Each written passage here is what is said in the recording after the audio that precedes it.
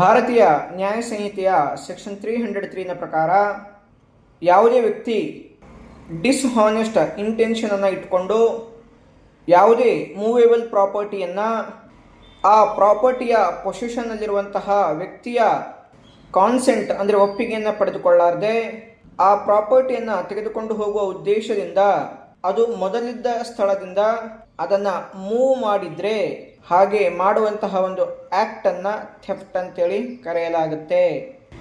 ಯಾವುದೇ immovable ಪ್ರಾಪರ್ಟಿಯನ್ನು theft ಮಾಡಲಾಗಿದೆ ಅಂತೇಳಿ ಹೇಳೋದಕ್ಕೆ ಬರೋದಿಲ್ಲ, ಯಾಕಂದರೆ ಅದು ಮೂವ್ ಆಗೋದಿಲ್ಲ. ಮೂವೇಬಲ್ ಪ್ರಾಪರ್ಟಿ ಅಂದರೆ ಹಣ ಆಗಿರ್ಬೋದು, ಗೋಲ್ಡ್ ಆಗಿರ್ಬೋದು, ಕಾರು ಆಗಿರ್ಬೋದು, ಹೀಗೆ ಇತ್ಯಾದಿ ವಸ್ತುಗಳು. ಹೀಗೆ ಕಳ್ಳತನ ಮಾಡಿದಂತಹ ವ್ಯಕ್ತಿಗೆ 3 ವರ್ಷದವರೆಗೆ ಜೈಲು ಶಿಕ್ಷೆ ಅಥವಾ ಫೈನ್ ಅಥವಾ 2 ಶಿಕ್ಷೆಯನ್ನು ವಿಧಿಸಲಾಗುತ್ತೆ.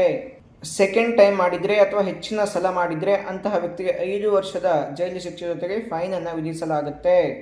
ಒಂದು ವೇಳೆ ಕದ್ದಂತಹ ಪ್ರಾಪರ್ಟಿ 5,000 ಬೆಲೆಗಿಂತ ಕಡಿಮೆ ಇದ್ದರೆ ಆ ವಸ್ತುವನ್ನು ಆತ ವಾಪಸ್ ರಿಟರ್ನ್ ಮಾಡಿದರೆ ಅಂತಹ ವ್ಯಕ್ತಿಗೆ ಕಮ್ಯುನಿಟಿ ಸರ್ವಿಸ್ ಅನ್ನುವಂತಹ ಒಂದು ಪನಿಷ್ಮೆಂಟನ್ನು ಕೊಡಲಾಗುತ್ತೆ.